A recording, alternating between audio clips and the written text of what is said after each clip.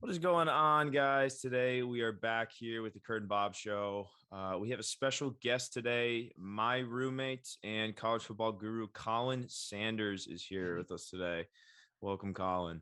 Thanks, guys. Thanks for having me. Pleasure to have Yeah, you. Pleasure to have you. absolutely. It's an honor. It's an honor. Yeah, I mean he's been a guest star on this show. Well, not the Curt and Bob Show, but on my old podcast I used to do. True. But so he's been here before. Back in action. But yeah, obviously Curtis is here with us. Curt and Bob. It's kind of the whole point of it. But today we'll be talking about some NFL stuff, some draft stuff. But first, before we get into it, just like to mention the very sad passing of Mr. Dwayne Haskins, Steelers quarterback. Just thought, it's a headline, and just figured we'd mention it. That's all you can say is, it's very sad thing that happened. Definitely. Thoughts with yeah. the family, that's as much glad to see, Ohio State will be honoring him at their spring game and everything, but just, stuff you hate to see. 24-year-old guy, whole life ahead of him. Yeah. QB, has a second chance with the Steelers, so hate to see it for sure. Yeah. Yeah. Well, sorry to start it on a somber note, but from there we'll jump into to some major headlines here. Obviously, that is the most major headline, but we'll be jumping into some more headlines here. Curtis, Yeah. what we got? So one of the things that we came in early last week, I believe, we got Bobby Wagner, who's one of those big name free agents who is still sitting around on the market. Not old, but definitely not in his rookie contract or anything like that. So signs a deal with the Los Angeles Rams, and it's like, man, they Allen Robinson and Bobby Wagner in the same offseason for the Rams, in which they've really only lost Robert Woods and then their the corner Williams, number 41. He's fantastic corner. Definitely going to be a blow to their secondary, I think. But Bobby Wagner, what an awesome pickup for the Rams there. That is going to fit right into that defense with Jalen Ramsey, Aaron Donald, Bobby Wagner. Talk about a scary front there. But coming off of Super Bowl season, it's they've done nothing but add, really. I mean, exactly. Like you mentioned a couple losses, but they've just lost very few, but very good pickup, I think. And Bobby Wagner is still a top linebacker in the league. Oh, absolutely. He's not been talked about as much recently because of the prominence of like Darius Leonard, Fred Warner, things like that. But he's still top 5 linebacker in the league. Absolutely. Yep. And like you mentioned, right off Super Bowl season. So it's the Rams are losing no steam. They want that back to back as much as anybody else does. So great to see there. But then we got next headline here. We got Arch Manning. Is that right, Bob? Yeah, Arch Manning visited UVA today. Colin had some feelings on that when we were talking about it a little bit earlier. What are your thoughts? Well, it's a little surprising. Virginia's not necessarily a college football powerhouse. It's not a school that's really been mentioned in his recruiting that much. But I would still say that the top schools to look at for Arch are probably Texas, Alabama, and UGA. He was at UGA, I think, 2 weeks ago. But this is probably not something that's going to get resolved that soon.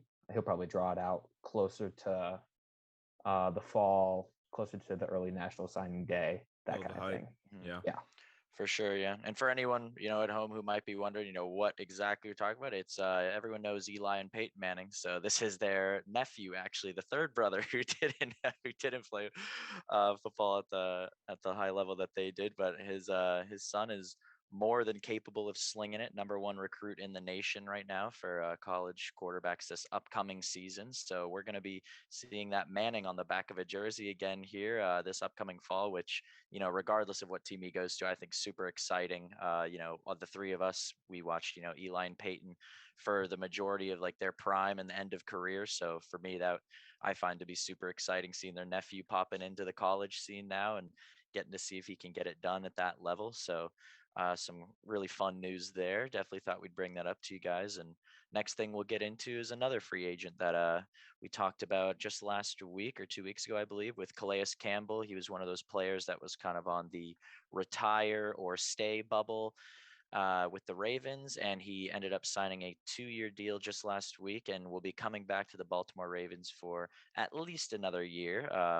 Obviously, if an injury or anything like that, can always just retire early, especially at that age when you're not willing to risk that type of thing in football anymore. So we'll see if he gets to play out that whole contract, but love to see him back. Huge part of the defense, and just another big free agent that was still sitting on that bubble. And to follow that, we have another old guy that's been sticking around the league for a while. We got Frank Gore, retired April 3rd. Good old Frank. Frank the Tank. I think I saw a stat where he was the running backs that were drafted ahead of him in the draft in the first round or something or like the running backs that were drafted in his draft class in the first round combined for about the same amount of yards that he had in his total career alone. So that was pretty cool to see. So he been everywhere. I mean, name a team, he probably been there. So I even got him a couple of years in Miami. It was fun towards the end of his career. Everyone thought he was going to retire, and he comes to the Dolphins for, I believe it was a year or two, and everyone's like, oh, okay. And man, watching him run was fun, man. Like, even that old, you don't expect anything, and you just see him carry two guys across the first down marker, across the goal line. You're like, wow, he's still playing for a reason. He was by no means a scrub or hanging around the league for no reason. Third all time on the rushing list in the NFL, just in history. So amazing milestone for Frank Gore. Played from 2005 to 2020. So talk about a huge career there. So definitely another exciting piece of news, and we'll go right into that. And this starts to get us into our draft talk here. We got the Packers GM, who in a press conference last week dropped the little soundbite, a little quote of draft night for the Green Bay Packers is going to be, quote, very, very interesting. So we will see what that means. The Packers in the past have been everything but exciting on draft night, taking corners when everyone thinks they're going to take the best receiver on the board, taking Jordan Love when everyone's thinking they're going to take the best receiver on the board to give Aaron Rodgers a bit of help. And with Devontae Adams being gone now, I would say they're taking a receiver. Yeah, and man, you'd think everyone thinks they're taking a receiver, but man, who knows? Maybe they're going to trade up to number 1 and get Aiden Hutchinson and put Rodgers in the deal. Like with the Packers, it's truly unexpected, like what they're going to do. So we'll definitely see, but that's great news. Good drama to build up. Well done by the GM building the hype there. So that's another great piece. And then Bob, you want to finish us up with our last piece of headline here? Yeah. So apparently the Baltimore Ravens are in talks with Melvin Gordon. Interesting free agent target for them. They've got what's his name?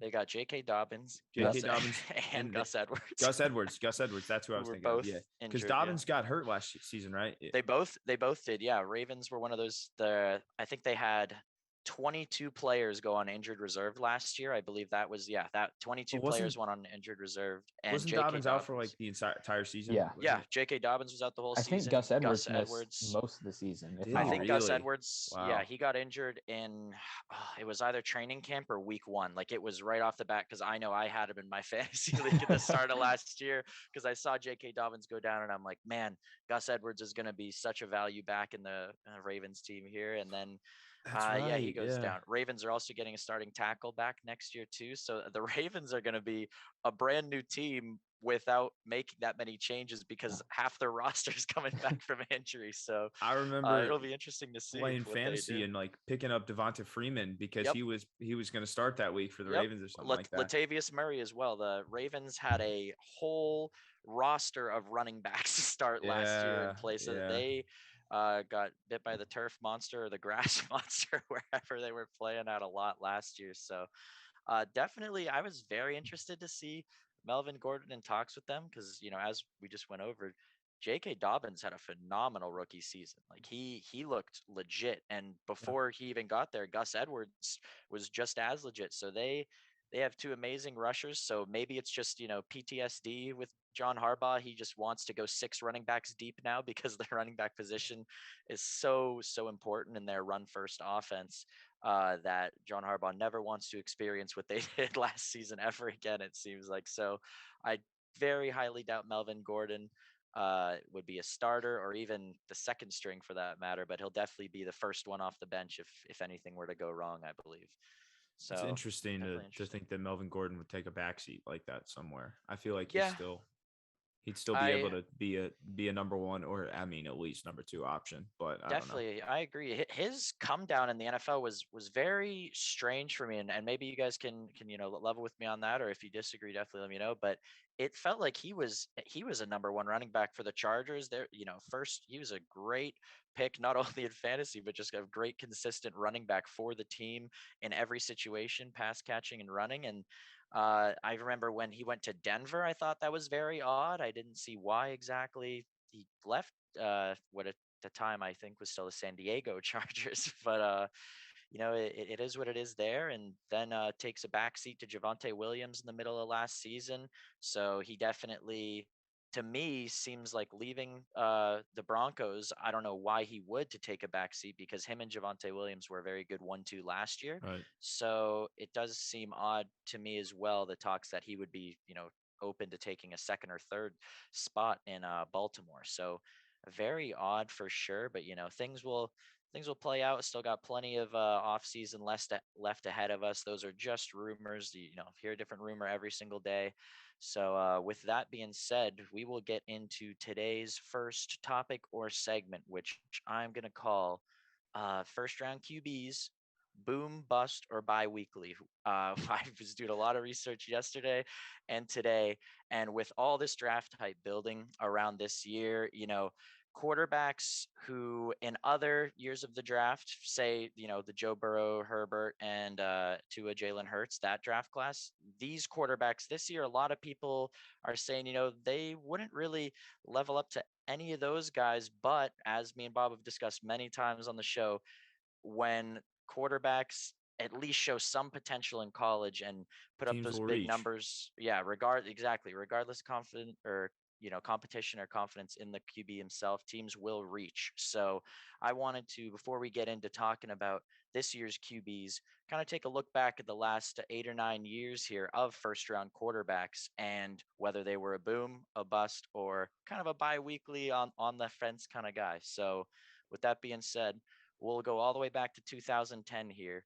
where Sam Bradford, number one overall pick, and he came off a phenomenal, phenomenal. I believe it was sophomore season. He won his Heisman in college and was, number one pick hands down. So it was him and Tim Tebow. They were the only two quarterbacks in the first round taken in 2010.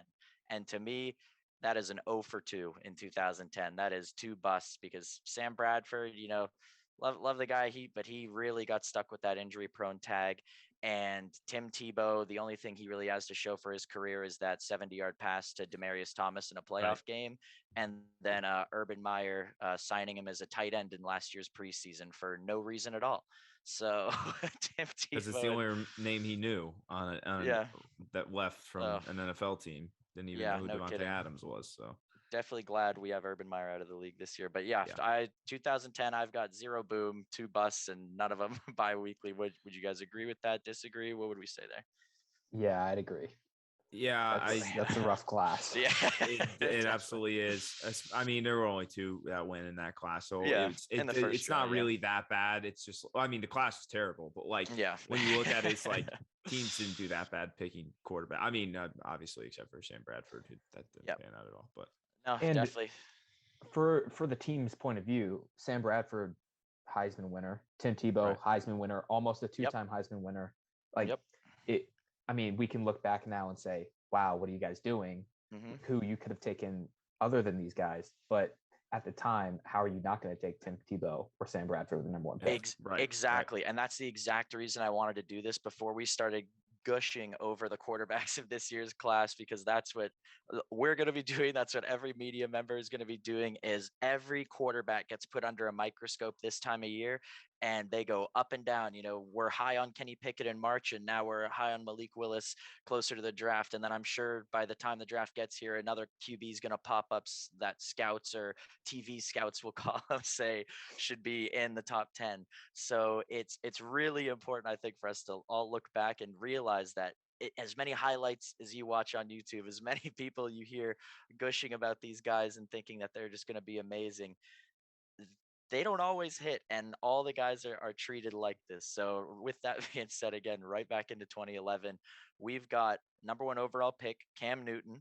We've got the next 3 quarterbacks who you guys I know are about to laugh at for 2011.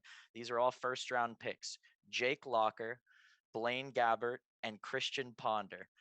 And to me, this is where our first, I think, debate might be, or maybe we'll all fall on the same page here, but I think it's obvious. Jake Locker, Blaine Gabbert, Christian Ponder, all busts. Clear. Absolutely. Clear bust. Clear as day. But when I was looking at Cam Newton, initially my head goes to, boom, great pick, because he did have He's such a great run.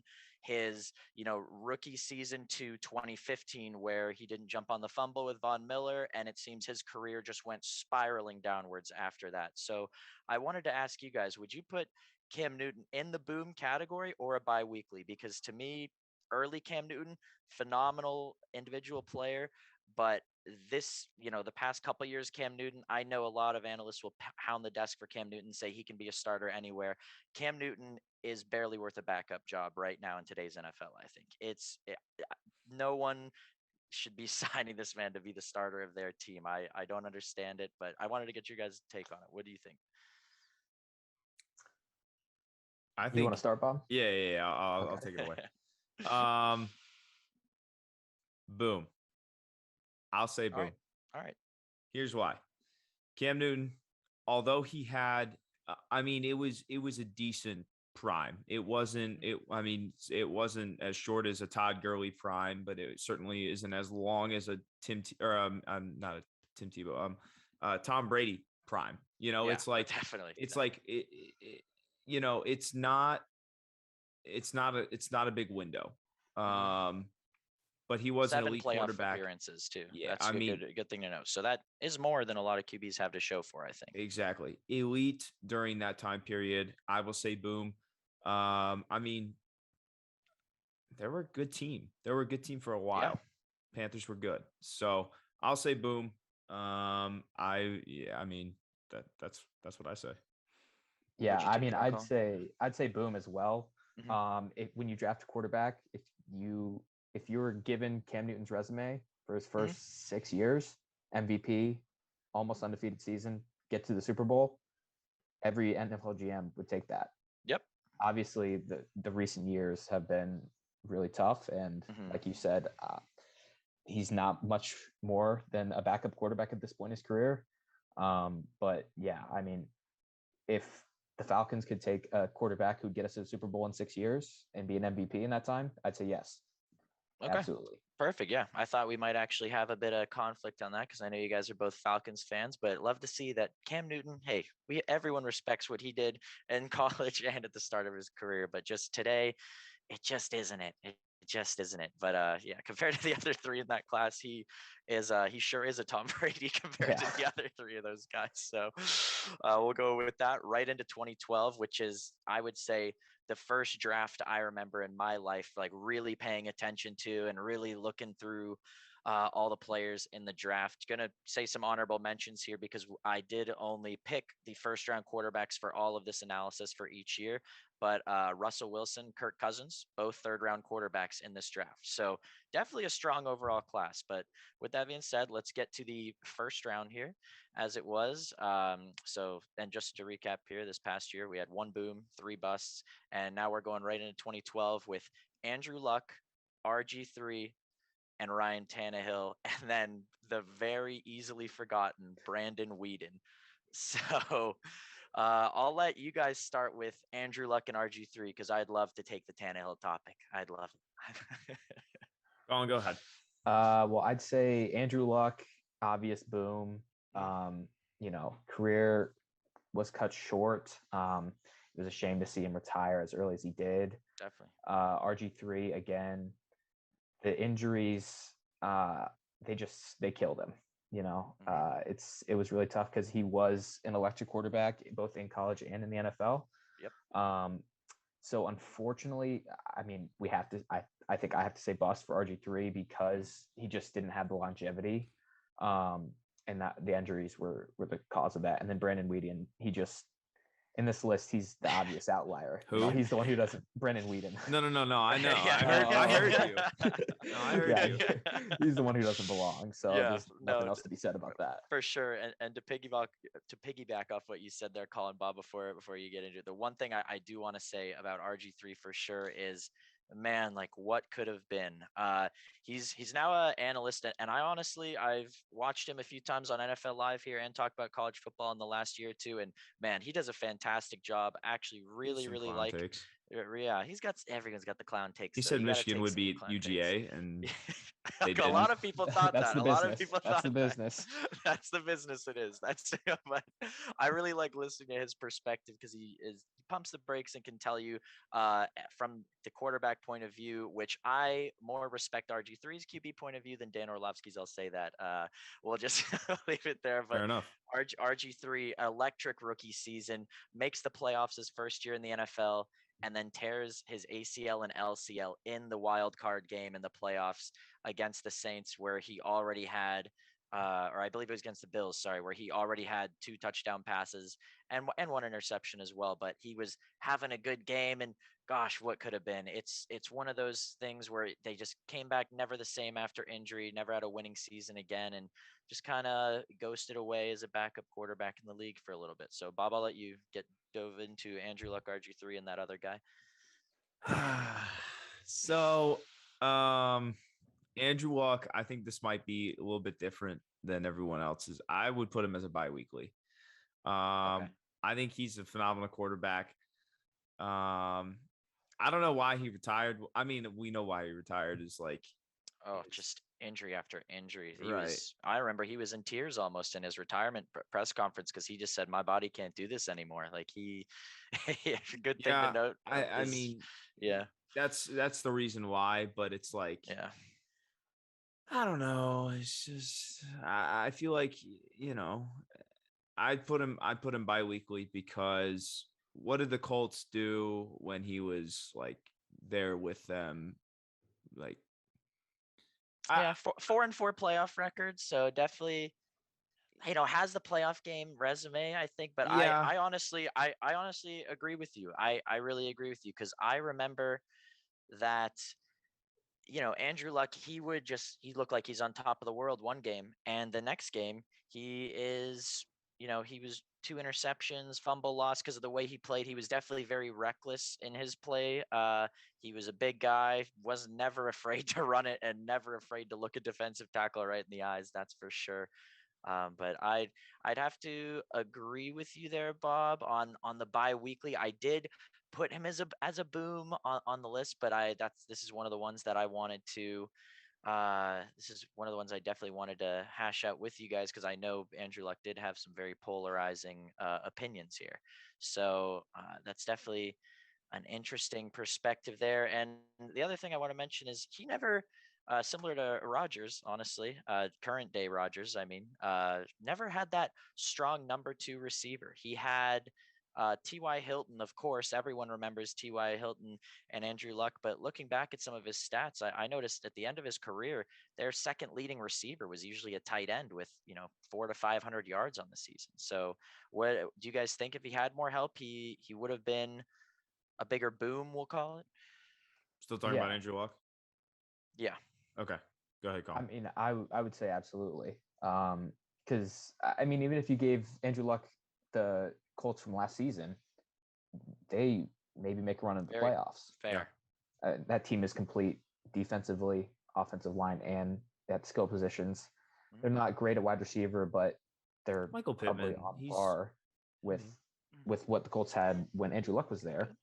So I think, you're asking more about if he had another wide receiver, but I think from the team standpoint, if he had more offensive line help or a little bit better defense, maybe he would have been able to stay healthier, and then they can build around him a little bit more. Very, very fair. I think. I think that's a great point. Is if you put him on today's Colts team, it would be a no hesitation playoff team, for Yeah. sure.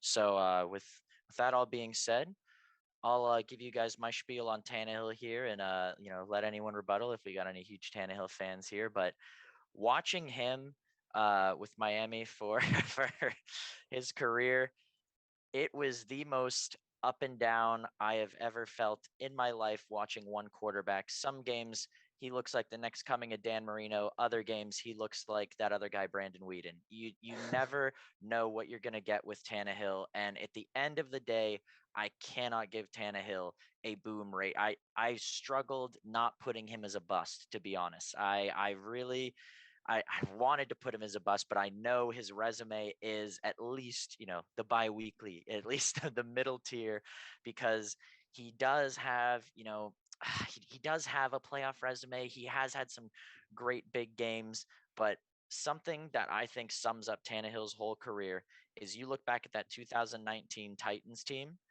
phenomenal team. They made a playoff run, 2-1 in the playoffs. One game off the Super Bowl there, I believe, or it would have been AFC Championship actually.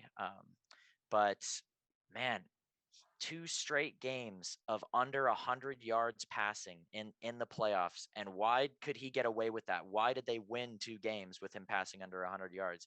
Because Derrick Henry is a different, he's not human. He's just absolutely not human. But I think it would just be ridiculous to consider Tannehill a boom in this class for all of the up and down with Miami. The injury prone tag is definitely on him as well. He has suffered his share of injuries in the league, as well as that 2019 playoff run is just burned in my head because no other quarterback besides the Carson Wentz of this last year that we saw with Jonathan Taylor, no other quarterback could get away with completing 36 of 60 passes in 3 entire NFL games. That's 12 quarters of football.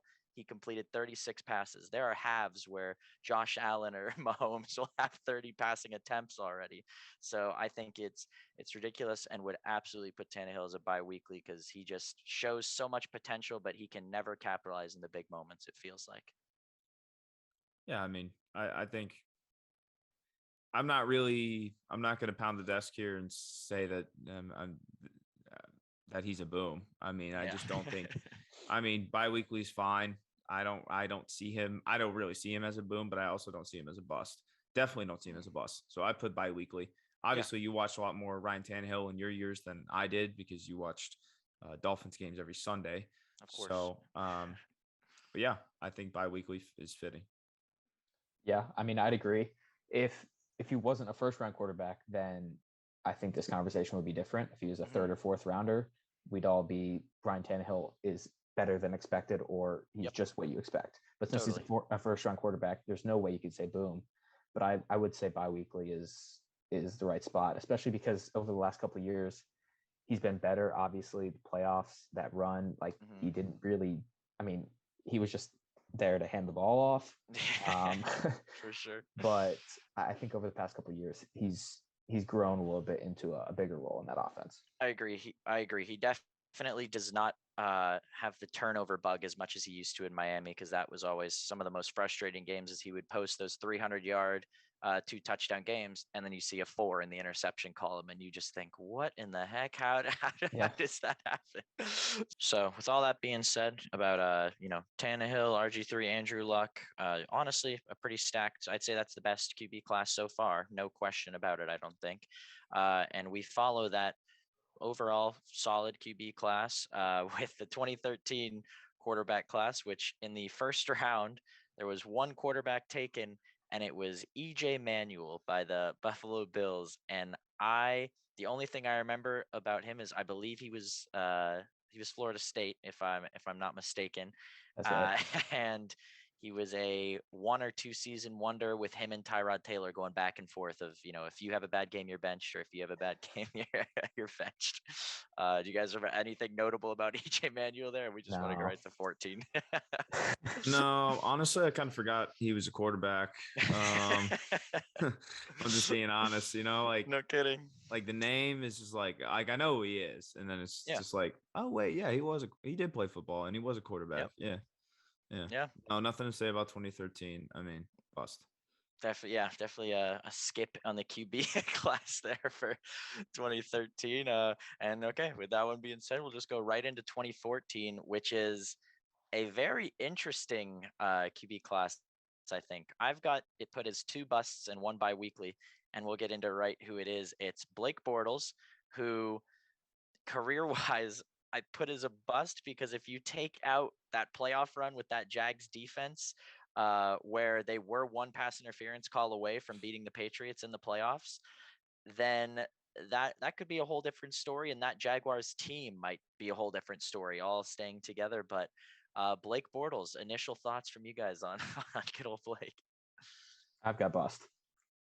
Yeah. I don't have anything else to say, really.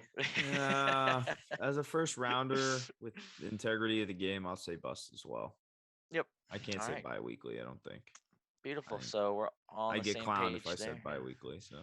Yeah, no, yeah, it's Blake Bortles. He's one of those.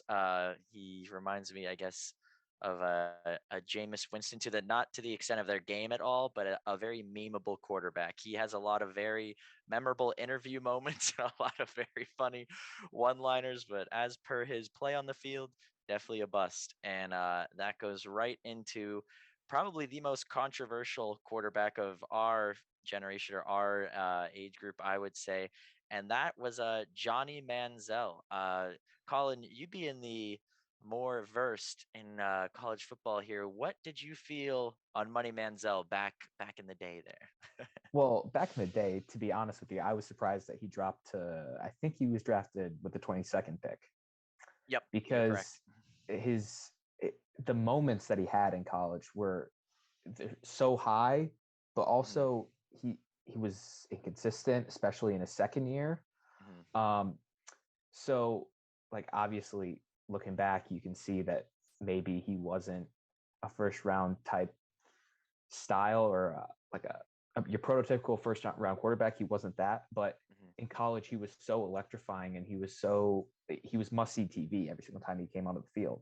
So I mean, it's at the time first round pick, it was almost a no-brainer, but obviously, I mean, I'm sure you have him in the bust category here. Sure. I would have him there as well. So sure. Yeah, for sure. Yep. Total bust. That is the most hyped up I had seen a quarterback since Cam Newton. We'll say since Cam Newton for sure. So there was a good, couple year guy. Like I would even say he was more hyped up than Andrew Luck, because Andrew Luck was just a very mild personality, very regular guy, great Stanford quarterback. He was definitely very exciting. And RG3, same thing, extremely exciting RG3 at Baylor. Kind of hyped a little bit, but yeah, they both were, but it was, I feel, closer to the draft. They were one of those who built more and more hype towards the draft. Manziel was talk of the town from August all the way to April, it felt like. So he was just a crazy big name, and talk about just a spiral out of his career too. Just couldn't get the personal life together, couldn't get the football field together, and just altogether. The last time I remember seeing Johnny Manziel is when ESPN probably gave him $200 to write a letter to Baker Mayfield, because people wanted to compare Manziel and Mayfield there, which I never truly understood that comparison. I hated that Manziel even got brought into the mix there. It should be about Baker and what Baker's accomplished. I hated the Manziel comparison for Baker, just because Baker was a bit outspoken and had his few taunting penalties, we'll call him, in college. But definitely a bust for sure. And that leads us into the next guy here, who is now the backup quarterback, and very capable backup quarterback at that, for the Miami Dolphins, Teddy Bridgewater. Compete for a starting spot. Don't count him out. Oh no, he's a backup. He's a backup. Period. Unless Tua until just week 6 cannot. Yeah, and Tua just cannot grasp it. If Tua can't get it, Mike McDaniel, I'm sure, will feel no hesitation putting in a very seasoned Teddy Bridgewater, very consistent Teddy Two Gloves back there, ready to, come at a drop of a dime. So Tua's definitely got a lot of pressure on him this year. And me and Bob have talked all about that. But Teddy Bridgewater, what do you guys remember about how? I remember he had, I believe it was an injury, right? His rookie season, ugly ACL or something like that. I'm not sure if it was rookie season, but it was. I remember hearing about it being like one of the worst ACLs. Colin can't watch those that I've types ever of heard of. injuries. He gets squeamish. Yeah. Well, I think it was in training camp, so I don't think there's a video. No, But I remember that's not interviews it. with teammates, like they could hear it. They heard the Yep. injury. Yeah. So that's what goes around in my head. And then I also remember in the bowl game when he was at Louisville, he got annihilated by some Florida player when he, like, after he threw a pass, he got decked. So I mean, I wish we had Teddy Bridgewater instead of Marcus Mariota personally on the Falcons, but For sure. I'd agree with that. That's not Interesting. there. Interesting. Yeah. Why is this the first time you're bringing that up? I haven't heard that one before. Well, we haven't talked about Teddy Bridgewater pretty much ever. So Good point. Yeah. Teddy. Let's see. What'd you guys rate him? Was it a I bust? gave him bi-weekly. I gave him Yeah. definitely more Bi-weekly. respectable. Definitely more respectable than a bust, but not quite a boom. I thought you guys said bust, so that's why I was gonna say bi-weekly, and then well, I mean, I'd still say bi-weekly. I don't change my answer. I just thought I was going against the grain there, but I guess I'm not. But yeah, that's bi-weekly. I don't really have any. They're when you need him. Covered it all. So no, definitely, yeah. He's just kind of there when you need him. That's what it's felt like, and just another fun fact for the 2014 draft, like I threw in 2012. Derek Carr was actually a second round quarterback here, so only remaining starter there in the first few rounds of the draft from the 2014 class. And with that, we'll go right into 2015 with the strangest first round looking back, because to me it still feels like these guys, the jury's still out, but they are mostly, they're a good season away from being in their prime, and they're a bad season away from being out of the league. That's what it seems like. Both very middle of the pack, and that is Jameis 30 for 30 Winston and Marcus Mariota, which when I think Marcus Mariota, I think of the touchdown pass that he threw to himself where 5-yard line, he's throwing it off a defender's helmet. It pops up in the air. He runs up, catches his own pass, and scores a touchdown. that was with the Titans, right? Correct. Yep. That was Titans Mariota. So cool. Now you got the man Marcus Mariota in Atlanta. So I'll let you guys take it away on both of these guys, both NFC South guys. What are we thinking? Definitely bi-weekly, but as players. Yeah, I'd say bi-weekly. I'd like to shout out my friend Aaron Hahn here when I talk about Jameis Winston. He absolutely loves Jameis Winston. He thinks that he's going to be a great quarterback still. Aaron, he's not going to be. He's average, and I would even say he's bad. To be quite honest, throws too many picks. So I if he minimized the interceptions throw, maybe he would have been worthy of that first round pick. But he just throws the ball to the other team way too much. Bi-weekly player. He basically has a starting spot right now for the Saints. So I can't really say that he's him a and bust. Andy Dalton. Him and Andy Dalton are fighting for the Saints starting position. So talk about a fierce battle, we'll call it. You never know what Taysom Hill's going to do too. Just come in for one snap every single game and run the ball. Who knows? Yep, as per usual. And then Mariota, bi-weekly, I would say I wouldn't consider him a bust yet. Actually, I don't know. That's a close one. That one's tough for me. I'm not going to lie. I'm going to say bi-weekly because I have high hopes as a Falcons fan. He's bi-weekly. Bi-weekly, hammering bi-weekly. Yep. Raiders loved him in gadget plays like Taysom Hill is used on the Saints. The Raiders used Mariota the exact same way last year. So it was definitely interesting to see his jersey flash every once in a while. And you're like, oh, that guy. I remember him. So another good one there. And we'll get through these next three here because these are the more recent quarterbacks. I feel like a lot of them still, some of them jury's out, some pretty clear. 2015, I'd say we got two bi-weekly guys there. And we'll go right. I have to say, I think Marcus Mariota is bust. You think? Personally, yeah. We'll see. I mean, He's got his Falcons here. yeah, and I really like, I'm It's a tough for you Falcons to like say. a homer because every year Falcons to the playoffs, including this year, we're making the playoffs. But when you talk about a guy Jared, make who's sure you clip that when you listen to this. I'm pretty sure Marcus Mariota was the number 2 overall pick. He's the number 1 or number 2. Yeah, That's not really that important. Oregon Duck, Chip Kelly. He got Chip Semi-important. Kelly. He got Chip Kelly jobs in the NFL, I True. think. And Chip Absolutely. Kelly threw those jobs in the garbage when he got them. So very, very interesting class. I think that's a really funny, first round draft class there with Winston and Mariota. Because talk about two guys that everybody, you could walk up to 100 different people in any state and they will have different opinions on these guys or what's, their highs and lows, what they think they could still achieve. So super, super interesting. And next we've got 2016 with Jared Goff, Carson Wentz, and Paxton Lynch. So Bob, another who? We got I know this Paxton guy, Lynch. sort of. The tallest man in the world. We got Paxton Lynch, I think, as a clear bust. And for me personally, I'm a bit of a Carson Wentz cynic, I'll be honest. So I wanted to put him as a bust, but I know that there are worse situations that are worst QB situations than Carson Wentz, like a Blaine Gabbert, like a Christian Ponder, if you look at this list that we have here. So I'm forced to put Carson Wentz in bi-weekly, but I just, want the listeners to know my heart is a bust on Carson Wentz for sure. What you guys, any big opinions on Carson Wentz?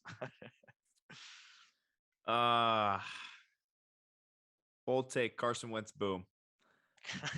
No way. He got a Super Bowl. He got a Super Bowl. He didn't get a Super Bowl. He Nick didn't win Foles it. got a Super Bowl. Oh, dang it. That's right. You gotta Darn be kidding me, it. Bob. gotta be I kidding mean, me, he dude. does technically have the Super Bowl, and he did get them there to an extent. But I mean, he got him there. I totally forgot about Nick Foles. Dang Nick it. Foles, the god. That was Bi-weekly. Nick He Foles, bi-weekly ouch. then. Bi-weekly. Bi-weekly for sure. Because that season he was like up there in the MVP voting. MVP, yeah. He was. And it's it was just really the 1 year, but I mean he, It was a he glorious played out year. of his mind. Yeah. It was a glorious And 1 they year. don't- They probably don't get to the Super Bowl For without me, him. So. Right. yeah, he gives me almost Walmart brand Cam Newton vibes, where his rookie season just phenomenal. You're like, wow, this guy could do anything, and on the bench makes that playoff run. But he definitely, give respect where it's due. He did get them to that playoff run and was a great leader on the offense that rookie season. But man, last year, this is everything that's burned into people's brains about Carson Wentz. Is last year, week 18, you're playing the Jacksonville Jaguars, who win or lose, secure the number 1 draft pick in this year's draft. That's how bad they are. And Carson Wentz fumbles the ball. I believe it was maybe 2 fumbles and an interception, or 3 fumbles and an interception against a Jaguars team that was basically just playing it by week. The players didn't know who was starting. The coaches didn't know who was coaching. That's what that team felt like all year long. And Carson Wentz blew it. And all they had to do was win that game to secure a playoff spot.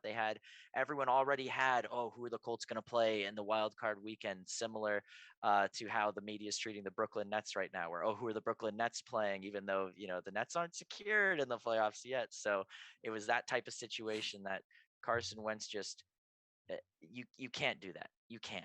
You just cannot throw that game away. And if you're a boom or even a bi-weekly, in my opinion, you win that game and minimize your mistakes. But for me, that is just will forever be burned in my brain when I think of Carson Wentz, is losing to the number 1 draft pick, win or lose.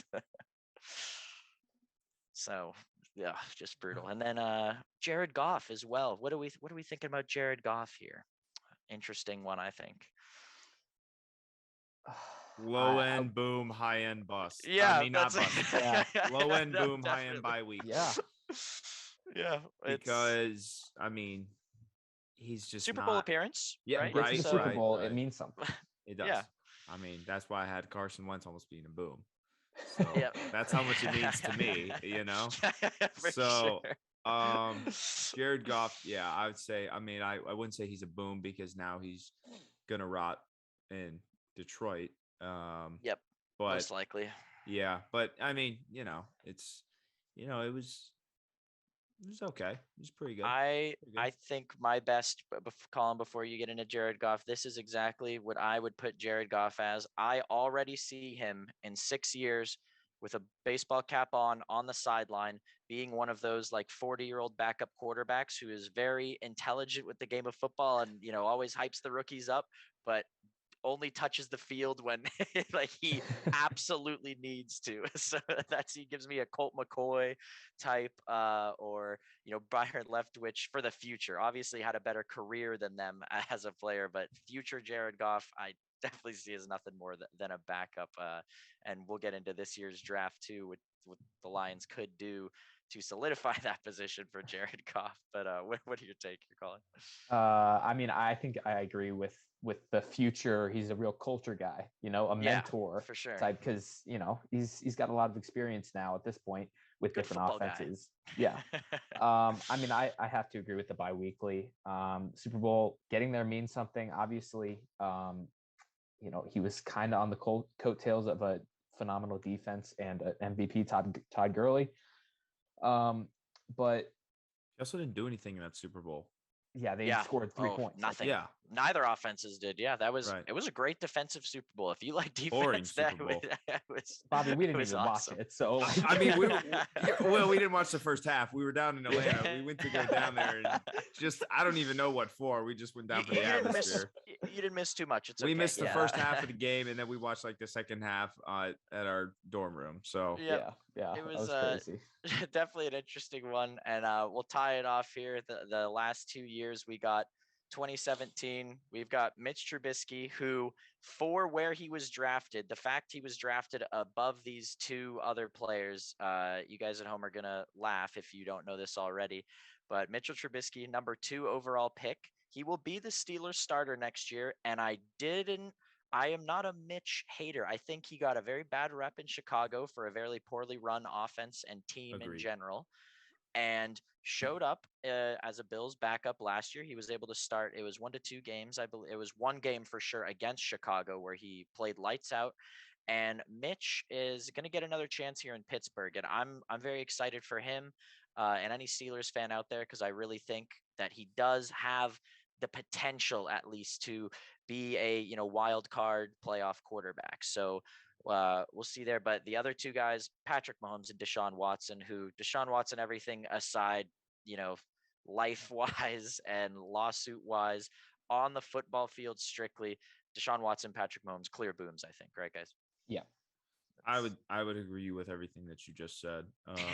Even with the Mitch thing, like I'm not like a Mitch hater. I think he's a half decent quarterback. A lot out there that are not Mitch fans. But one thing I will say about Deshaun Watson, like you said, strictly on the playing field, boom. But I would argue we don't know the certainty of his future. It's completely uncertain. I mean, so I even heard that the owners and everyone, like a bunch of GMs, are mad at the Browns for the contract that they gave him. No, I've seen the same thing. Yeah, but it's like, I mean, I guess we're just gonna wait and see what happens if he gets a suspension. Like, it's just a complete uncertainty. I would argue that he's either a bi-weekly or a bust, considering his off the field allegations and everything that went on, and his uncertainty on the football field. Very fair. I would argue that he potentially is a bust. Ball thrower, boom. Actual person, bust. Absolutely. We'll say that. Yep. And then Patrick Mahomes, obvious bust. Clear biggest contract that NFL QBs ever received. So Patrick Mahomes, no question marks there, no debate there. We all watched him run for his life when he had no offensive line in the Tampa Chiefs Super Bowl just 2 years ago. So I think that Super Bowl, I think, for me, really solidified Patrick Mahomes' legacy, as young as he is, because to try as hard as he did with absolutely no help, getting blitzed every down, props to Patty Mahomes. But his, I'd say, family drama and everything, that's a bust for sure. And with that, we'll go right into 2018, where this was the most exciting quarterback draft, I think, in recent history, in terms of nobody really knew where any of these guys were going to go. They just all knew they were all going to be top 15 picks. So we got Baker Mayfield, Sam Darnold, Josh Allen, Josh Rosen, and Lamar Jackson, all in the same first 32 picks of the 2018 draft.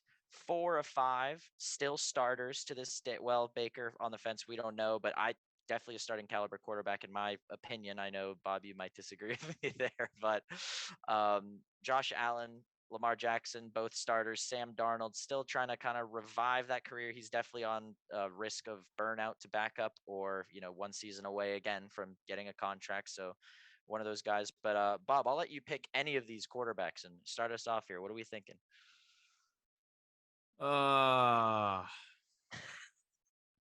It's kind of too early to tell on some of these guys. For sure. Just very rough. That these guys are still so young. Yeah.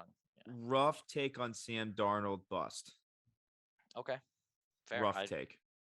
Not going to disagree with you there, Colin. I don't know how you feel about Darnold, but I've been saying it since he was drafted to the Jets personally. And Colin Cowherd, I know, was a big fan of Sam Darnold, and I never understood it. But I mean, I'd say bust, but I would accept an argument for like a barely biweekly. I would accept barely biweekly, but not much more than that. Very fair. Sure. Very fair.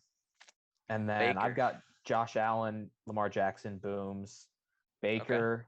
Okay. I'd say Baker's a bust at this point. Really? In his career. Thank you. I disagree with both you guys. I'd give him at least biweekly, I think. But... Not the hype. He was getting Johnny Manziel hype out of. I mean, number one pick. Yeah. You've wasted the number one pick on him. That's very true. The position he's drafted, that is brutal. I do think he has showed a lot of flashes, and he's dealt with a lot of BS behind the scenes. The Browns, he's had a different offensive coordinator every season he's ever played, and almost a different head coach every season, with the exception of one of the seasons. So I think Baker is one of those guys who can play and was dealt a very poor hand. But to your guys' point here, to play devil's advocate on myself, number one pick, that has to not matter, which is an unfortunate thing to say. But when you are the number one pick in the NFL draft, you are getting the biggest contract. You are expected to be the guy, regardless of the situation, that you can rebuild around. And he definitely has showed flashes of weakness and struggle in some games. So I can definitely see where you guys are coming from. So we can definitely, just agree to disagree on it, or even just, he still has a book or chapters to be written, I think, in the NFL. I definitely take him over, me and Bob have discussed this before, a Daniel Jones or a Sam Darnold or something like that. Even a Mariota, personally, I would take him over that. So I wouldn't take Baker over Mariota, and it's close for me at Danny Dimes. It's close for me about Danny Dimes. I don't know. I might take Daniel Jones over Baker. We'll revisit this in 2025. We'll see. I will say, you said Josh Rosen was on this list, right? Who? No, he's a bust, and I won't have it anyway. No, yeah. I mean, he is hilarious for me, because I will never forget watching his post-draft interview, sitting looking all pouty up on the podium. He's a first-round pick. He's a top 10 pick, and he's sitting up there. 9 teams passed on me, and they'll never forget it. And he goes on to just be an embarrassment on the football field. And since I defended Baker on this, I'll give him a little bit of, he was also dealt a pretty awkward situation with the Cardinals. The Cardinals drafted him. He didn't play horrendous his rookie season, but he did not show many great flashes. And the Cardinals immediately, 1 year after drafting a quarterback in the first round, go, all right, scratch that. We're drafting Kyler Murray first overall this next year. So definitely a bust. Will not, I'm not hesitating on that at all. But he was dealt a bad hand. But talking the game that he talked, and being the UCLA Cali boy who talked himself up more than anybody else, a little bit embarrassing. He had a quick stint with Miami as well, where he was just being passed around team after team.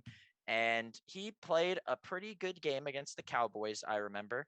But nothing to say, wow, that's my starter. So at the end of the day, if you're a first round top 10 pick, that's the expectation. You fans should look at the screen and say, that's my starter. But with that, all being said as well, Josh Allen, clear boom. I don't think any of us would disagree on that one. He is improved immensely from his rookie season. And I'm going to give you guys this. I think Lamar Jackson is a clear bi-weekly for me personally. I still I don't hate Lamar Jackson. I'm not gonna get into he can't even throw a football. Like I'm not gonna get into just ignorant like the running back. You talking about Lamar Jackson? Yeah. How do you get on this list? Exactly. So I'm not gonna get into any of that. But to me, he is yet to show that he can pull it off in the big games, and I think he does struggle when teams drop back, when they drop 8 or drop 7 even into cover. He does, you see him a bit unsure back there. He seems a little, unsure. And not to mention, I think if you plugged Lamar Jackson into any other offense in the NFL, I don't believe it would work. John Harbaugh specifically has that offense built around Lamar Jackson. And you can say that's one thing, that he's a special player, that you can build a whole offense around him, right? But the running backs are incorporated a lot, the offensive line, a lot of movement with the guards and tackles. So it's very interesting to topic. I think definitely jury's still out. In my opinion, I would put him as bi-weekly right now because I have yet to see it. He's 1-3 in the playoffs. And he's constantly overshadowed in the just very talented AFC, which is honestly, that's tough to be him. But at the same time, you're a first rounder. You were drafted the same round as, two of your biggest competitors being Patrick Mahomes and Josh Allen. And to me, I haven't seen the it factor in the games that mean the most, especially when a whole team's built around him. So I'll let you guys rebuttal to that at all if you have any. Well, he won an MVP, did he not? I think the think year after Mahomes or something like that. But I think you do make a good point. This is a big year for him. Huge. Like the team's going to come back, hopefully all healthy. They lost 6 straight to end last year. They were in prime playoff position before that. If the team stays healthy, there's no reason why this team should not be a playoff team, should not compete with the Chiefs, the Bills, the Steelers, if they make it, the Bengals. This is a good team, and he needs to prove it, Yeah, no, it's to the point where he's going to have to put his money where his mouth is. Well, I'm not saying that he hypes himself up. Just he's going to have to prove it more on the field. And I absolutely respect him as a person and his character, because he has been the front of every criticism for the Ravens. If the Ravens defense gave up 50 points, it would somehow be Lamar Jackson's fault over the last few years. There are analysts who just are ready to bite on him. So I give him huge credit, because any interview, any post game, he always shows a lot of class and just, forget the noise. So respect to Lamar Jackson. Do not dislike him as a player at all. But to me, he still has a good bit to prove, and I think the clock is running out for him to prove that, because this Ravens team is not getting any younger. You wonder how much longer this offense will continue to work the more and more film that defenses get on them. And he's really going to have to take a step up as a pocket passer, I believe, in the coming future, because a lot of that offense does revolve around a lot of motion, RPO, and again, it works, but it has yet to work well in the playoffs and get them there. So we'll agree to kind of disagree on that one, but I think we're all in the same sort of headspace for the most part there. I'll say this about Lamar real quick. Yeah, for sure. I, in good faith, cannot put Lamar Jackson in the same category as Mitch Trubisky, who we labeled as bi-weekly just like moments ago. So I will say Lamar Jackson is a bust, and that's a bust. Or I mean, bust? sorry. Okay. Boom. My bad. All these like, B's are messing me up. I'm gonna be honest. I'm like bi-weekly, but it's no.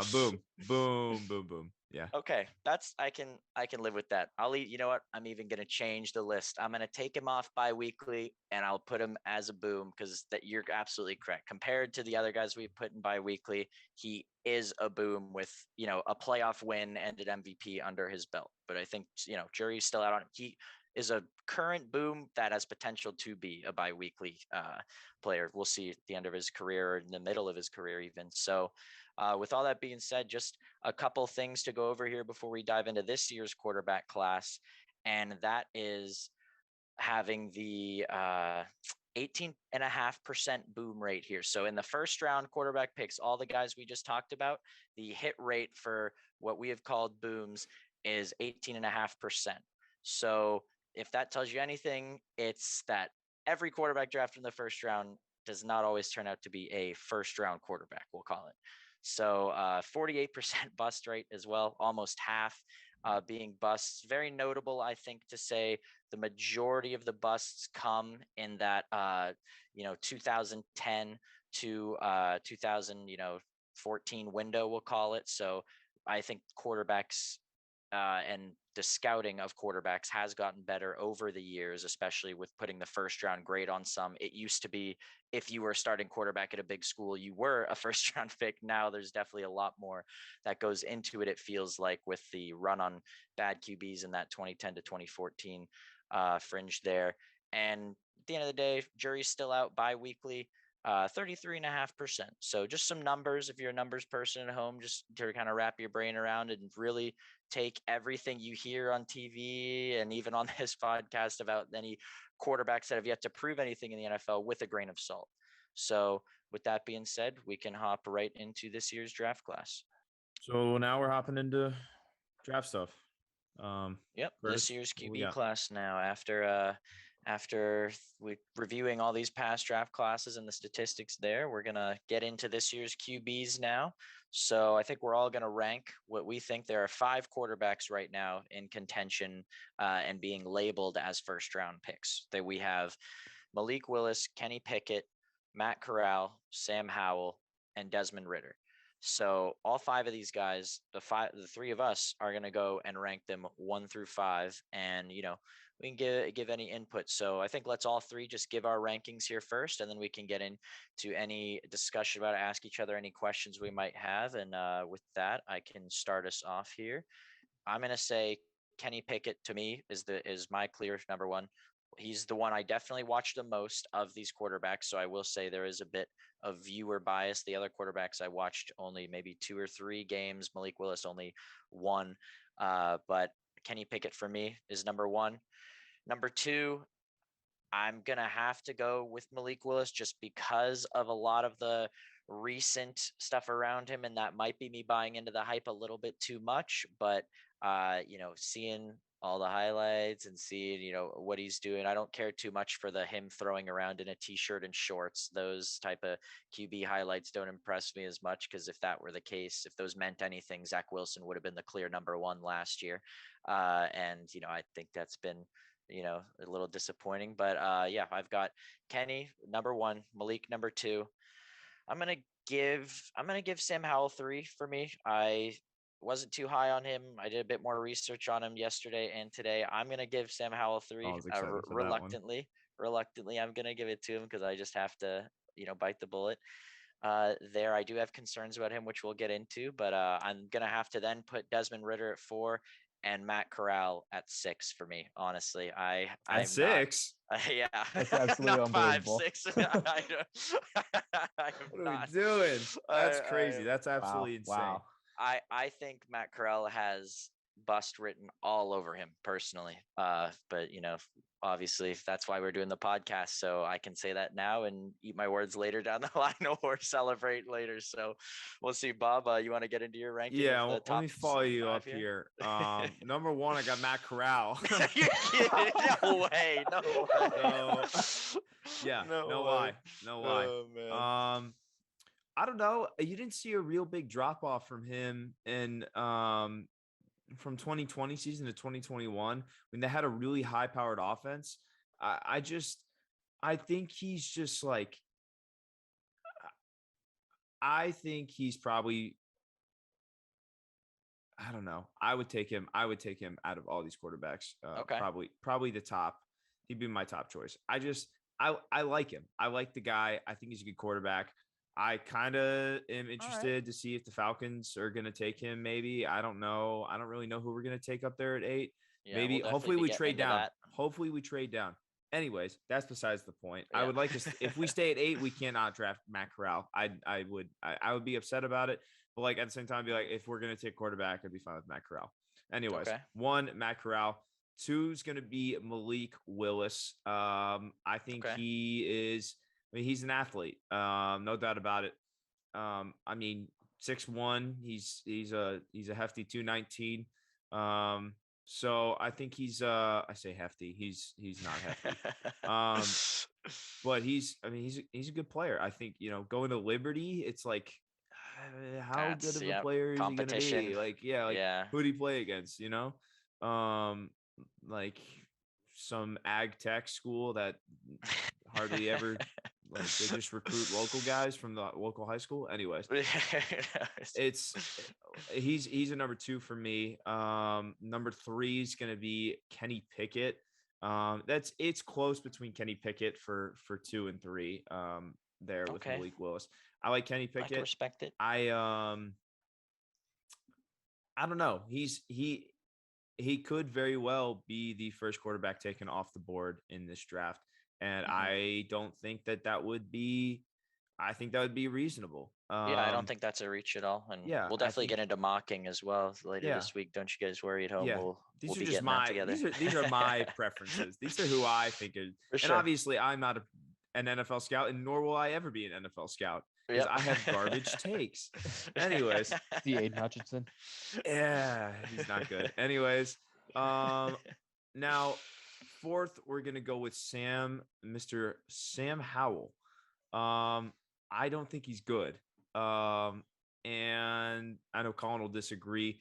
And then I'd put him at the very, very bottom of the list. I mean, Desmond Ritter's not good. I just don't know how he's up here. I'm sorry. I don't see Desmond Ridder as a good quarterback. I mean, I'd rather take Carson Strong from Nevada over him. Like, it's just, oh man, it's just like, I just don't like Desmond Ridder. Anyways, that's besides the undefeated college team. He definitely has that. I think a little bit overhyped. He didn't play really awful in any game, to be on, like, not horrible. He definitely had some not as pretty games, but yeah, I can see where you're coming from there for sure. He's towards my bottom. Colin, what's your 1 through 5 here? Number 1, Matt Corral, like Bobby said. Oh my gosh, both you guys. I mean, 1 through 3 are going to be really, really close for me. Okay. 1, Matt Corral made a massive jump last year, cut down the interceptions immensely. Yeah. I don't know if you guys remember in 2020 against Arkansas, he threw 6 picks. Did not I remember that game. Do that this year. He threw a lot of tutters in that game too, didn't he? Yeah. Yeah. So it was like many to the other team. Right, exactly. Matt Corral 1, Malik Willis 2. Now, Malik Willis to me, I'm not gonna lie. I've been sipping on the Malik Willis me too gravy train. I'll admit it. Yeah. To me, he's like a less athletic Lamar Jackson with like a cleaner throwing motion. And a piss missile on his arm. Yeah, too. I mean, he's got a howitzer attached to his shoulder. Yeah. You can throw the ball. Malik Willis at 2. 3 is going to be Kenny Pickett. I think Kenny Pickett's, he's a good enough player. Where's Sam Howell? Where's your boy Sam Howell? Hold on, I'm going to get to him. I think Kenny Pickett is Mitch Trubisky in the NFL. I think that I hate that comp. Have the same kind of career.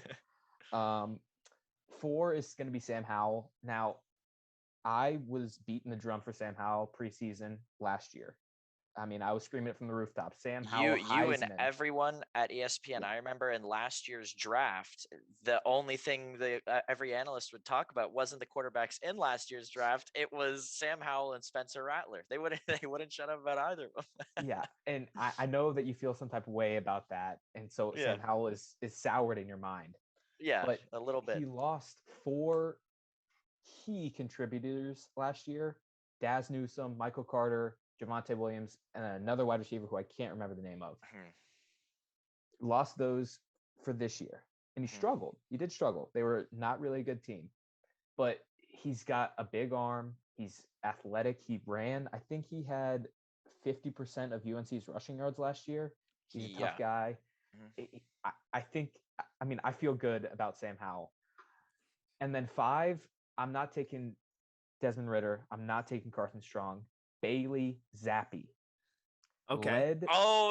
Led college football, set a record, broke Joe Burrow's touchdown record and maybe the yards record last year at Western Kentucky.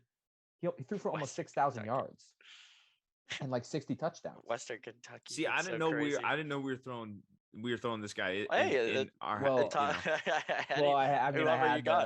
I respect that. I really do. No, I like Desmond Ritter garbage. From Colin there. I like that. I like Bailey, big boy Bailey. But I'd also like to say there's not a snowball's chance that I would take any of these quarterbacks in the first round this year, especially when you see next year and look at Bryce Young and CJ Stroud. Sorry. Yeah. There's 0 chance I'm taking a quarterback in the first round here if I'm a quarterback or a team that needs a quarterback. Yeah. We'll start on that point. That's the first thing we'll get into is not even late round, not even late first round. No. Really? Well, if you're a late first round team, then like, do you really need a quarterback?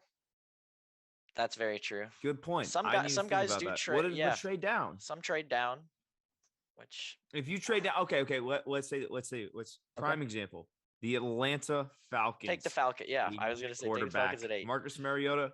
I don't know. Maybe he's the answer. Maybe he's not. I'm hoping he's the answer. However, there's a good chance that he isn't.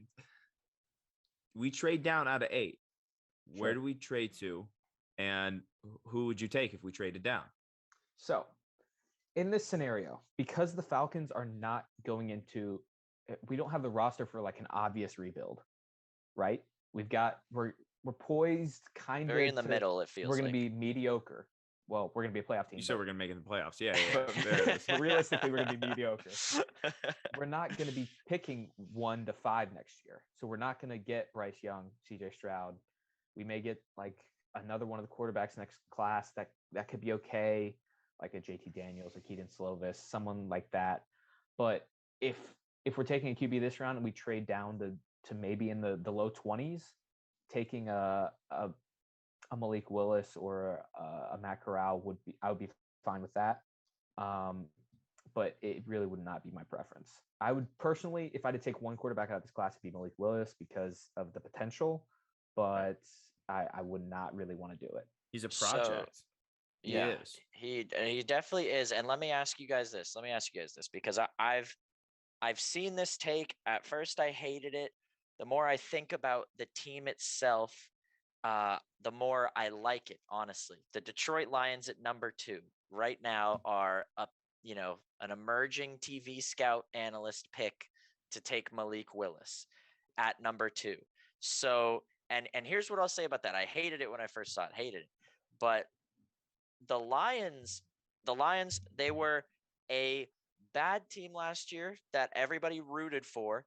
They almost had their first win in week 3 if Justin Tucker doesn't hit a record 66-yard field goal. The Lions were a part of multiple one-score heartbreaking games last year. Heartbreaking.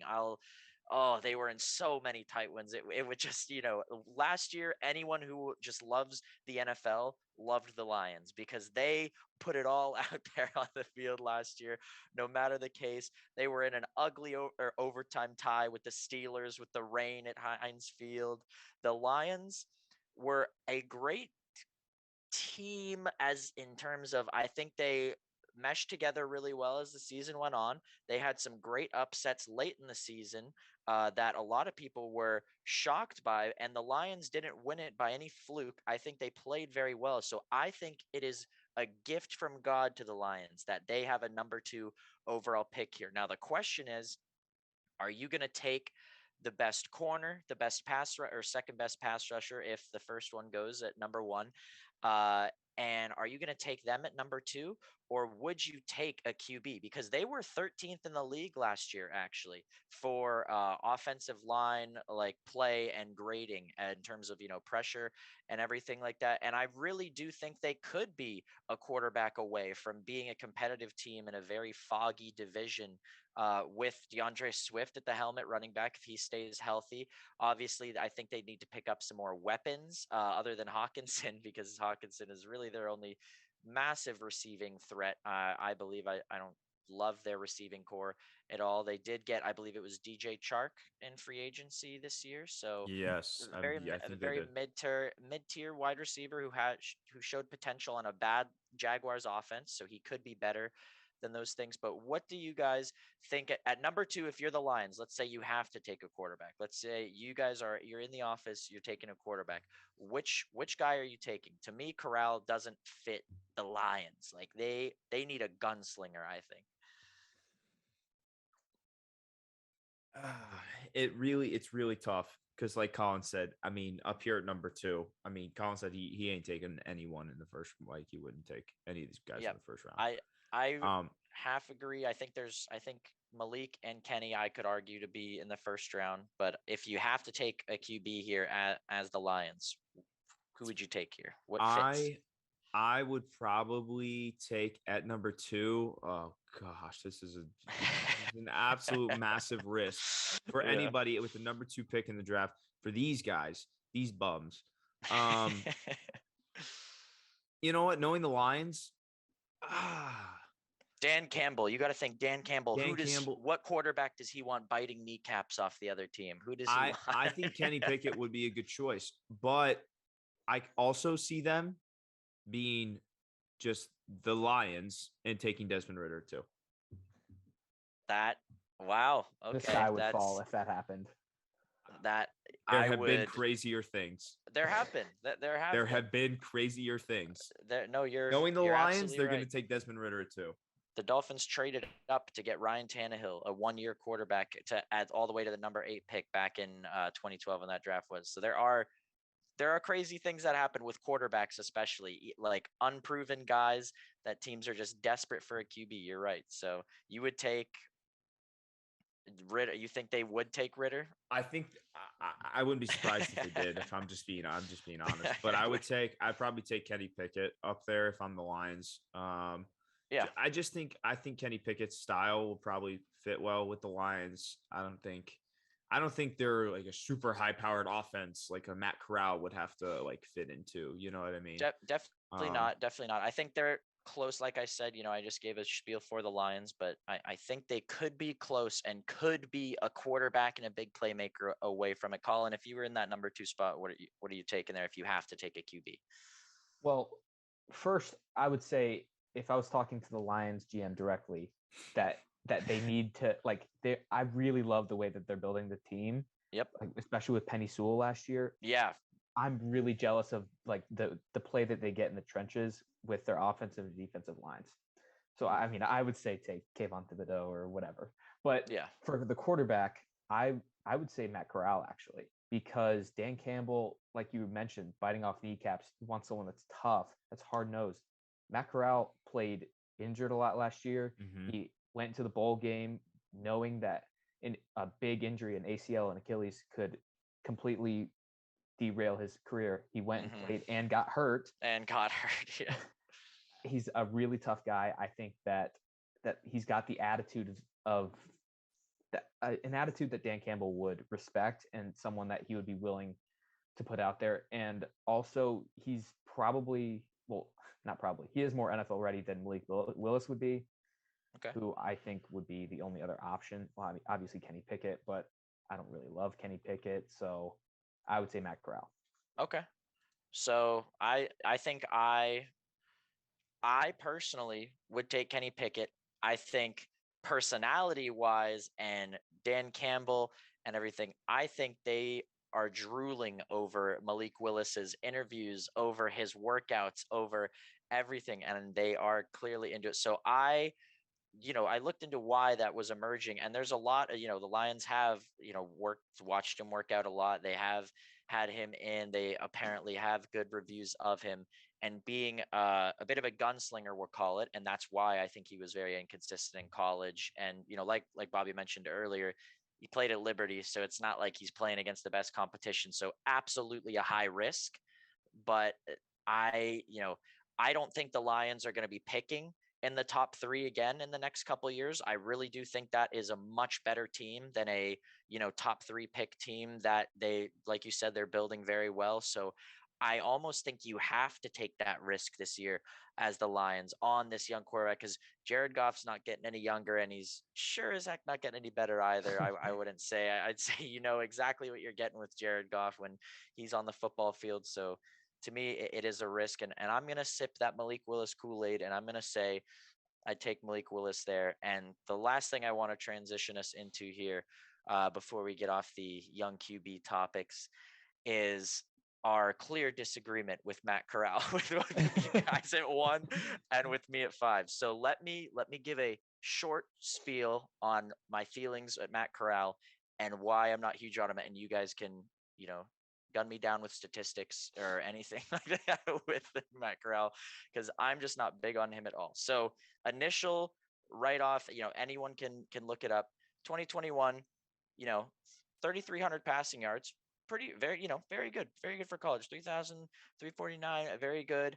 20 touchdowns, 5 interceptions. Like you guys said, he struggled with injuries a lot, but to me, for a quarterback to go in the first round, you have to put up bigger numbers than that. And it's not all a numbers game, but here's the reason I say that. Because in college, especially at Ole Miss too, they played some tough games and they had some good, but at a school where you do get away with a couple easier games, I think you have to blow the stat sheet up. That is that is shared across so many QBs. Look at Joe Burrow in his final season, right? Absolutely blows the stat sheet up against great competition and puts it up. And that's also a big reason why I'm high on Kenny Pickett. He's another one of those quarterbacks who was pretty quiet for his first 4 years of college football, but this past season, Kenny Pickett just pops right off the stat sheet. And when you pull up his game tape and you see and you watch him play, it's a lot of fun. He looks NFL ready to me. That's why I put him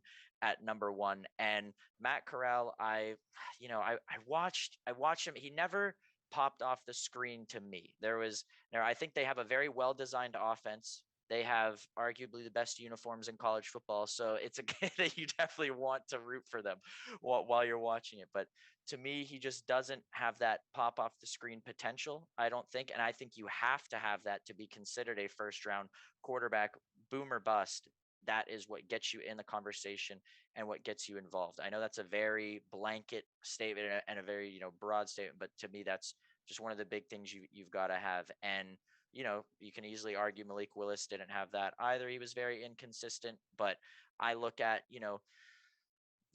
they were 10-3 overall, right? They had a very good showing, So with that being said, that Alabama loss that kills me, and I know it's Alabama, so it's hard to rate them like that. But you saw what UGA's offense was even able to do to Alabama, right? And I think Ole Miss had a very skilled offense and the potential to light them up as well. If Matt Corral was that guy, I think Matt Corral would have lit up that defense. They also had an ugly one to Auburn as well, which I watched that game. That was a ugly loss. And to me, that bowl game is I respect the toughness and the, forget the guys who sit out. I'm going to be here for my guys.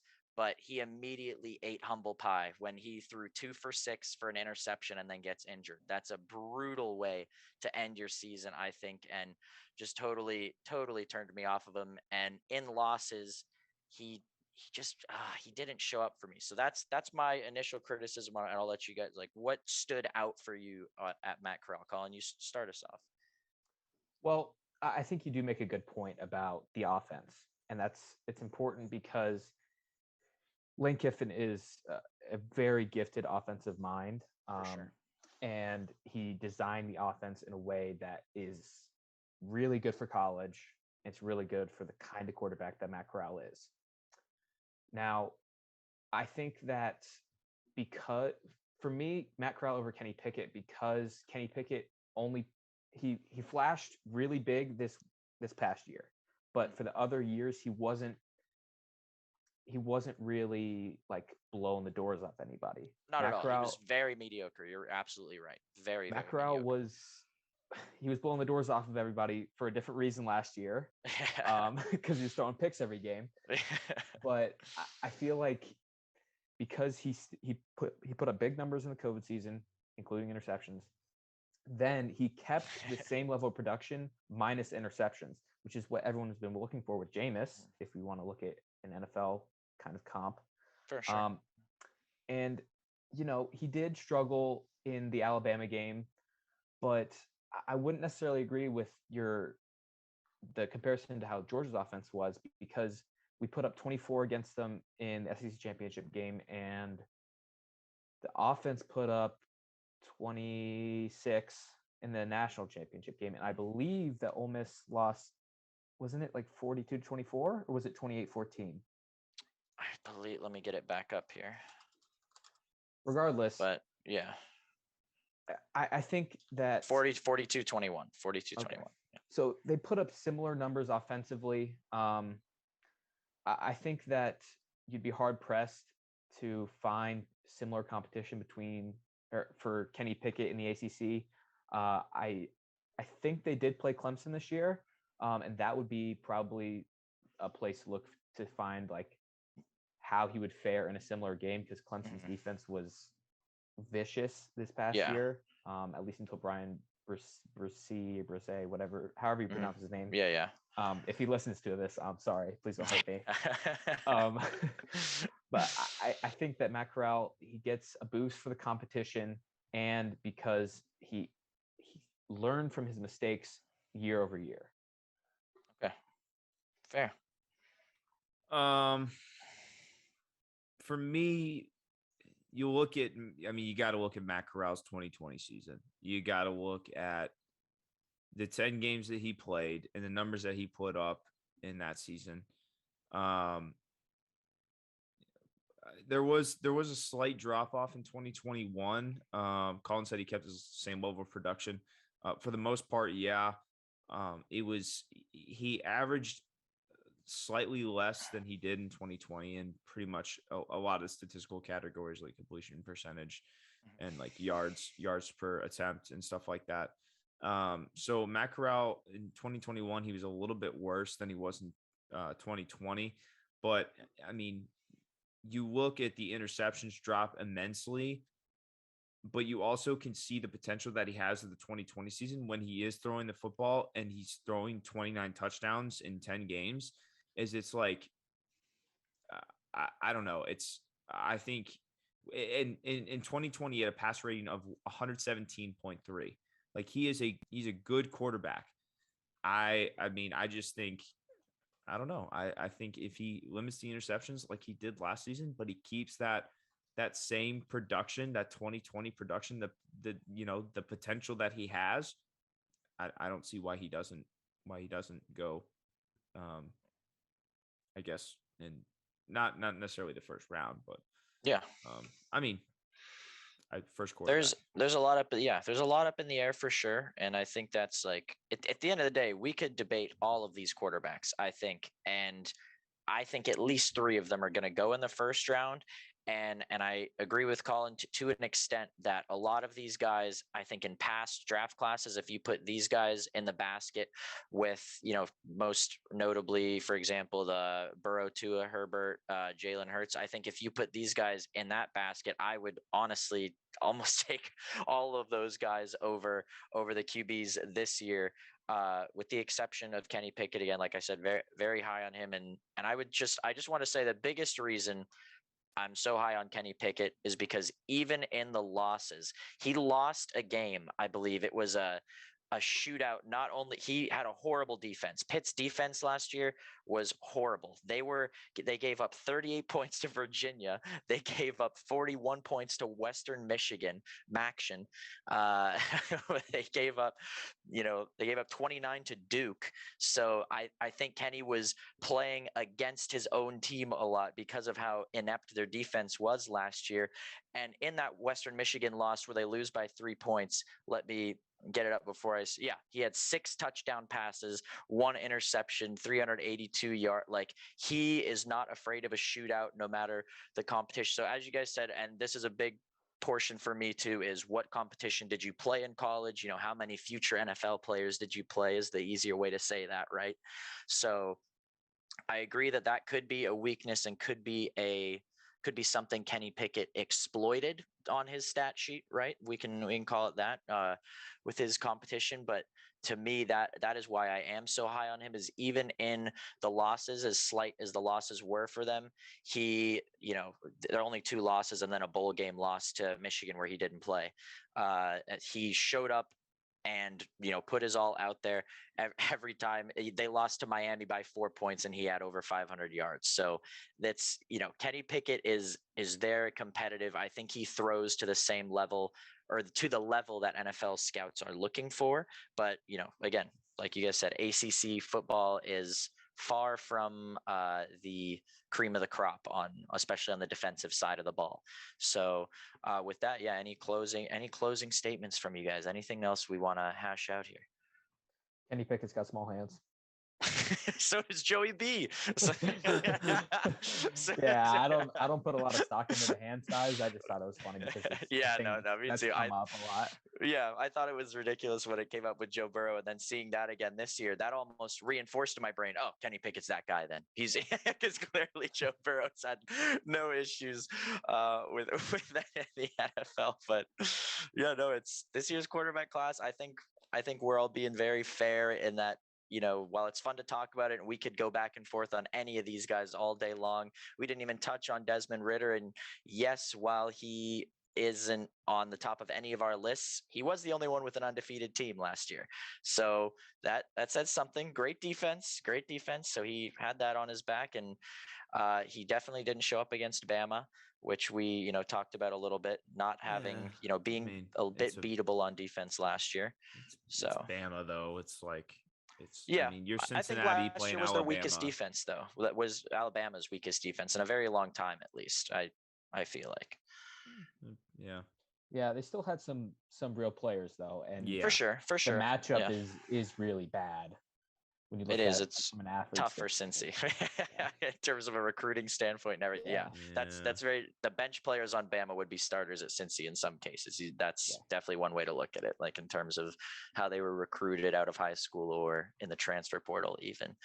But any closing thoughts on this year's quarterback class? We're going to be getting into some mocks here later in the week and next week. So what do you guys want to close off here with? I don't know. Desmond Ridder completion percentage was lower than what's his name? Matt Corral. And Matt Corral likes to throw picks, so that's all I have to say. He used to like to throw picks, pal. Used to. Used to. Yeah, my bad. He only had 5 this year. That's fair. Yeah, he's been better. Last thing I'll say, Aiden Hutchinson's a bust, and Matt Corral is still on that hill. Quarterback on the board. Colin, you got a rebuttal for this Aiden Hutchinson thing, please. I mean, you got angry at me when I said that. So yeah, because what you said was asinine. It was unbelievable because you said you could see him drop into the second round. I didn't mean that. You said it, and then you walked it back. And then you guys on the podcast last time, you said all you cited was the game against Georgia, and he got clamped. That's true. But how are we going to use the one game where he gets chipped and double teamed every play as a way to say he sucks? It's unbelievable to me. Because we'll get Colin back for mock season then for sure. NFL teams will just take notes on what Georgia did, and then they'll just do that against Aiden Hutchinson. You can't chip the same guy every single time in the NFL because there's other people who are actually good on the other side. I hear you. That's important, and I think that's important for Aiden Hutchinson, and that could kind of be as a bridge between the arguments here. Is I think Aiden Hutchinson, in my personal opinion, would be a phenomenal defensive end and pass rusher if he goes to a team with another guy, someone else who can get it done. And that's not just for Hutchinson. You see that a lot in the NFL, period. You remember even J.J. Watt and Jadeveon Clowney is the biggest example I can think of in recent NFL memory. Those two together, they both looked unstoppable because defenses didn't know who to double, what to do. They split up, went to different teams, and both of their productions dropped. J.J. Watt, of course, injury concerns and everything, but, Clowney's production dropped. J.J. Watt's dropped when he was healthy even. So I think that is a big asterisk by Aiden Hutchinson's name, and all these pass rushers for that regard is you got to have a 1-2 punch in the NFL today, because you can't just draft one pass rusher and expect offensive coordinators and offensive line coaches not to say, hey, just take that guy out of the game and we'll go. The only exception to the rule we see is Aaron Donald, truly. And TJ Watt, we'll give TJ Watt his respect as well, for sure. We just mentioned his name, but isn't Jadeveon Clowney, isn't he still free agent?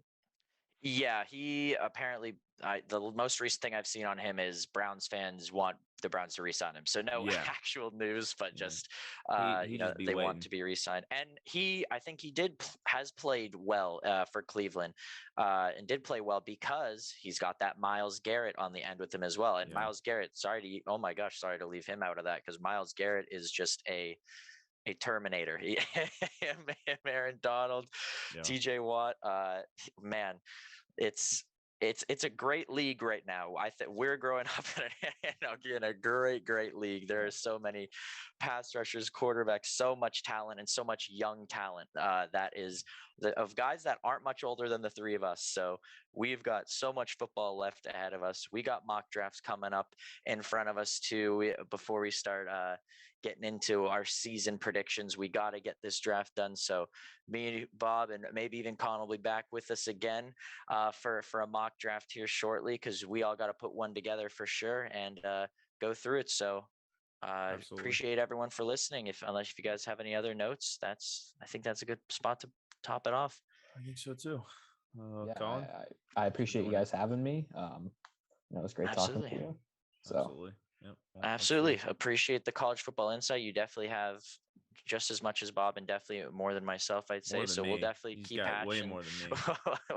We'll definitely keep hashing it out, and hopefully we'll have you back here. And guys, we're going to try to get a second episode out this week and next week as well. We want to cover as much of this draft as we can, because today we really focused on quarterbacks, and there in this draft class, there is so much more to talk about than the quarterbacks. The least. So we got our QB episode out of the way. Don't worry, next week isn't going to be the same thing. We'll be diving into more of the defensive players and everything. But, last week, topping off, we kind of went over the first, top 15 to 16 players there in the draft. So next week later this week, we'll really start hammering in on, the team needs other defensive players, as well as a ever expanding receiver class. It seems like every morning I wake up, there's a new receiver that an analyst pulls out of a hat. Oh, look at this guy. Look at his stats and his route running. So definitely plenty to talk about. Appreciate you guys listening. And we will catch you on YouTube now as well. Make sure to subscribe. Yes, the Curt and Bob Show. The Curt and Bob Show on YouTube. So catch you guys there. Catch you on Spotify. Catch you wherever you're listening. But thanks so much. Yep. See you guys. See ya.